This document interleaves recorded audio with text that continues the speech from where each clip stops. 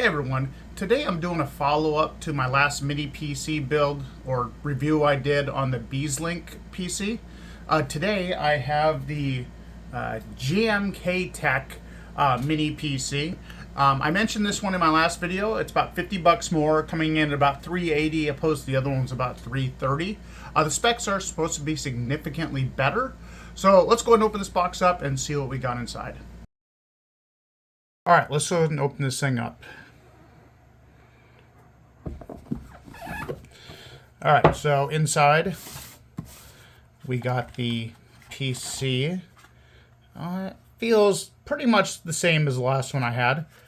We got two HDMI ports on the back, Ethernet, one USB 3.0 or whatever it is, and it looks like a 2.0 also, which is kind of disappointing. Then we got two more USB 3 on the front and a USB-C, headphone jack, power button. Nothing else really. We got two mounting screws. That's actually kind of nice if you want to put it on a wall or something. Yeah, that's pretty much everything. Got your ventilation in the back, sides. All right, I will go ahead and tear it down now. Actually, I'm going to do some benchmarks and tests on it first, and then I will tear it down and we will, get to see what's going on in here. So that last part you just saw me record was probably about a month and a half ago. I had actually planned to scrap this video completely because when I plugged this thing in, tested it, it was performing horribly. Like, it was the same as that BeesLink PC that I tested before this with the Vega 8 graphics. It was pretty much on par with that. So I ran through a bunch of benchmarks. I looked for BIOS updates. I went into the BIOS, bumped up the wattage from 35 to 45 maximum, reset Windows, reinstalled Windows. I did everything I could think of. Finally, I just, I gave up on it, sent it in, wrote a review on Amazon, said it wasn't that good, and then the manufacturer came back to me. The manufacturer told me that the device that I had purchased was in a single channel configuration. This is something I had not bothered to check yet. I was going to do my benchmarks first and then open it up and look, and I should have checked this, but I didn't. So they told me they wanted to send me out a 16 gig kit. It only had a 116 gigabyte stick in there currently. So I said, okay. There was a little bit of a communication, I don't know what you want to call it, error between the two. At first they wanted me to keep it, but I'd already sent it back. So they forced me to buy another one. This is when I had told them initially that I was a YouTube, creator. But then once they found out, my channel wasn't that big, they kind of pulled back on that. To be fair, they did say any of these sent out past August 15th will have the dual channel kit included. So if you buy one of these, it should have it in the future, according to them. They could be lying and they could just be saying this so my review is good. Who knows? Anyway, I got tired of waiting. I actually bought a 32 gig kit, so two 16s, or actually it had a 16 in it, so I just bought another 16. And yeah, the benchmarks jumped up significantly. I will get to those in a little bit, but it's definitely worth getting with the dual channel kit. Let's go ahead and pop it open now and take a look at the inside. It's pretty simple, so this should be a pretty short teardown. So this is how simple it is to access everything inside this. There is no screws. You just want to get a pick or something right here. I've already kind of popped it, so it's not hard for me to do anymore. But literally just, you can hear it popping. There you go, just like that. And it just pops off. It's just held on with little, clips basically. All right, now on the inside, you have your two DDR5 slots, and then one slot for a full-size NVMe drive. This is a Gen 4 drive.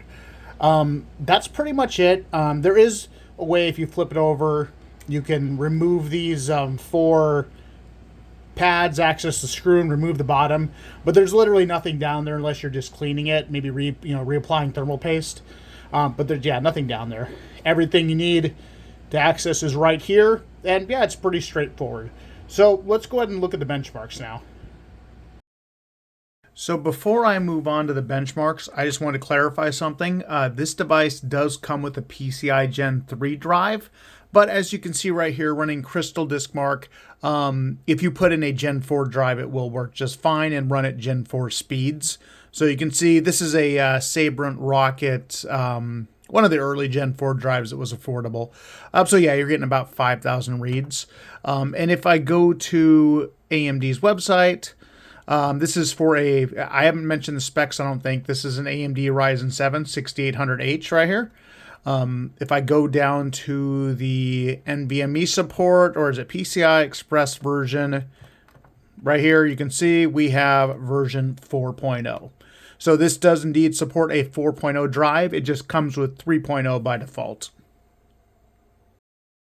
The first game I wanted to try out was Final Fantasy XIV, since it's my current game that I play the most.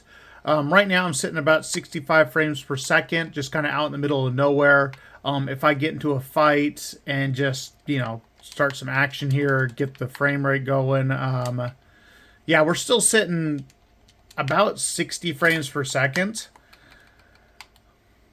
So we might, even, in the middle of combat, it doesn't seem to be going anywhere. So, I mean, yeah, 60-ish frames per second. This is on standard settings, or at 1080p, standard desktop, I mean.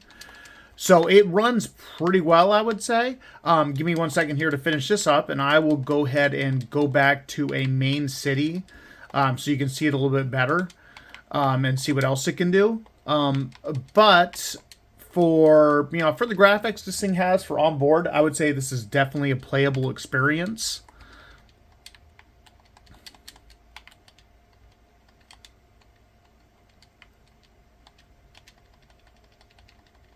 Okay, so yeah, that was 60, 70 frames per second, definitely playable. Let's go ahead and go back to town now. Let's find a place that's actually pretty crowded, because definitely that's going to cause the CPU to work a little bit harder.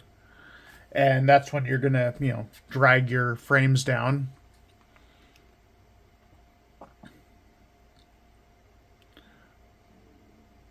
So here we go. We are in a city now. A fair amount of people around you, getting 40-ish frames per second. I know that's not acceptable for some people, but I would say that's a playable experience when you're in a city and you're not involved in combat. So let me show you the settings real quick, just to show you I'm not lying or anything. We are currently at, as you can see, standard desktop settings. I have not changed anything on this. These are just standard settings. And for the resolution, we are at 1080p. So yeah, I would definitely say Final Fantasy XIV is a playable experience if that is your game of choice. Let's go ahead and move on to something else now. So for the next game, I decided to try out Diablo 4. Now, the first thing you are going to notice, it's going to give you a warning about the GPU not being supported. That's absolutely fine. I've already tested this out, and it does work. So starting at the game, you can, let's see here. Let's get through all this. And this, I played around with the settings quite a bit to tweak it, I believe, to get it just perfect. Let's go ahead and sign in.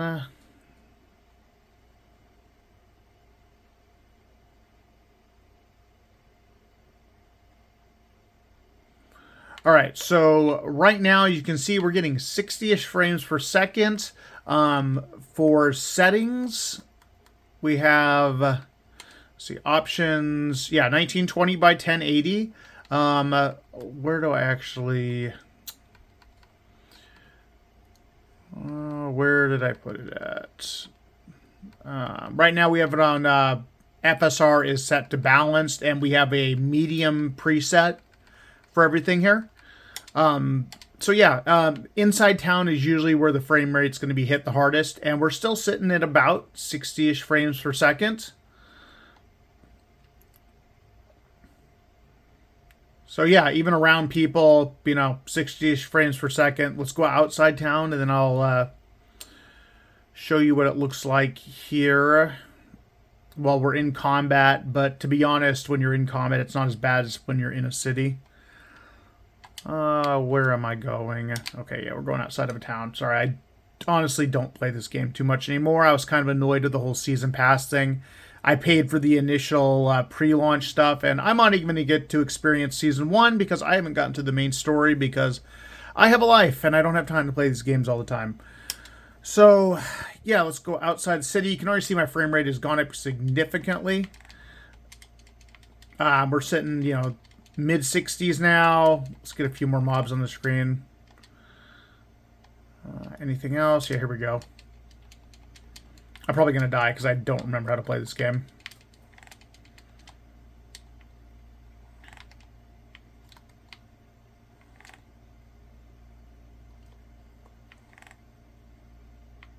But as you can see, once again, we're sitting 60-ish, 70 frames per second. Definitely a playable experience. I mean, I know if this is a more competitive game, like a first-person shooter, it might be different. But for a game like this, I'd say 60-ish frames per second is perfectly playable.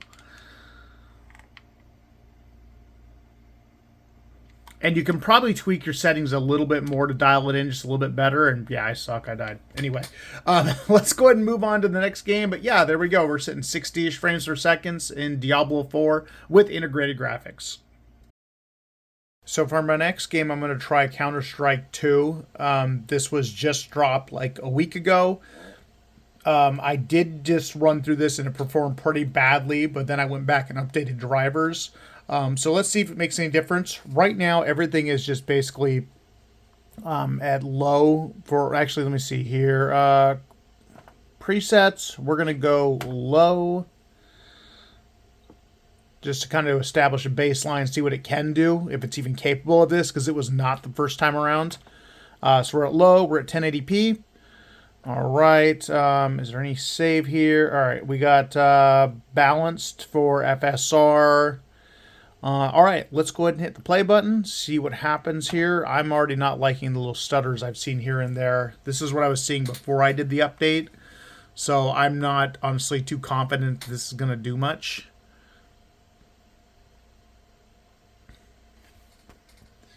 All right, let's go ahead and see. Actually, this is significantly better frame rate than I was seeing last time. Last time I was seeing like 120, 130.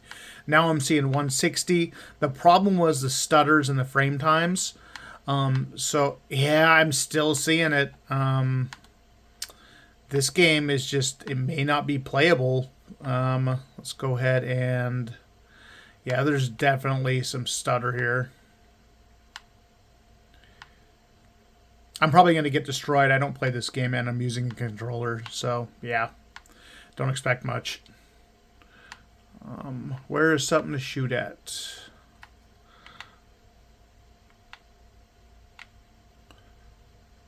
Wow, look at that frame. Holy, yeah. I'm stuttering all over. Yeah. So, probably because there's bots nearby, but yeah, I'm getting shot. Wow. Yeah, I can't do much of anything right now. I'm going to go with this is not a playable experience with this game. So if you're buying this thing to play Counter-Strike 2, I would highly suggest against it. Let's go ahead and move on to the next game. So for my last game, I decided to try out Cyberpunk. This is with the Phantom Liberty patch. I think it's 2.0. Right now, we are sitting at... go away, stupid menu. Let's see here. I did put this on ray tracing low because this device actually does support ray tracing. So I figured I'd try that out. As you can see, it's not running well. We're getting like 20 frames per second, and it looks pretty awful. So if I actually go in, though, and change it to, let's say, something that's more appropriate for this. Let's just do low. I believe FSR is on. Yeah, there we go. It's on auto. All right, let's go ahead and close that out now. There we go. Nope, no, never mind. It's still, yeah. That not makes much of a difference at all. So yeah, I'm going to say Cyberpunk is probably not playable on this device. I don't see if there's any other options here I can change this to. Besides, let's see, let's do performance for the heck of it. Apply. Yeah, even with that, we're sitting like 40 frames per second. So, I mean, if this is a playable experience for you, I guess this works. This is once again 1080p, which I've set every game to. Just to show you video, we're at 1080p. HDR is actually off. Stupid thing. Graphics. Yeah, we are at preset. Once again, low. The only difference I made was change the FSR. What the heck? Let's try ultra performance. I don't think it's going to make any difference at all, but why not? Yeah, I guess it gave us a few more frames if 50 is acceptable for you, but overall, probably not a very good experience with this. I just did want to show off that this device does have ray tracing capabilities. It's just not going to be very practical for anything. So let's talk about the specs on this thing. It has an AMD 6800H, which has a 680M graphics chip. This does support ray tracing, like I was saying. It also comes with 16 gigs of RAM. Hopefully they are not lying to me when they said all future ones will have dual channel. This does support up to 4800 megahertz DDR5. I did try 6000, but I could not get it to go to that. I tried updating the BIOS. There's actually a setting in the BIOS that allows you to change the RAM speed, but 4800 was the only thing it would go on into. You would change it and nothing would happen. So 4800 is the best you're getting on this thing. I personally went with the 32 gig kit just so I could bump up the amount of RAM that's being shared. So it works out pretty well. The configuration I bought came with a 512 gigabyte Gen 3 NVMe drive, but as I showed, you can put a Gen 4 drive in there, and it does work out just fine. I was seeing up to 5,000 read speeds opposed to like the 2,000-ish that it came with out of the box. Overall, for $380, it's a pretty good purchase in my opinion. It's a snappy little machine. It can be upgraded fairly easy and can even do some light gaming. As far as some of the benchmarks goes, I know Counter-Strike 2, there is some issues right now. It's not just this device. Gamers Nexus actually did a video showing the frame time as being pretty awful with other hardware also. So it's not just this device, and in the future maybe just fine. So if you're looking for a little tiny PC that's affordable and can do some light gaming and is pretty quick, this is definitely a good choice. Otherwise, that's everything I got in this video. Going forward, benchmarks, man, I gotta say, I got a lot of respect for some of these channels that do a lot of benchmarks. It takes a lot of time, and unfortunately, I just don't have it. As you can see, I only put out videos once every few months. I just don't have the time for all of this. I do plan on doing a Quest 3 video here coming. I just pre-ordered it, so coming out next week, I'm gonna try it out, see what give you guys my opinion. Otherwise, yeah, future benchmarks, you're gonna see pretty much what you saw today. So that's pretty much everything I got. Thanks for watching the video, and I'll see you guys next time.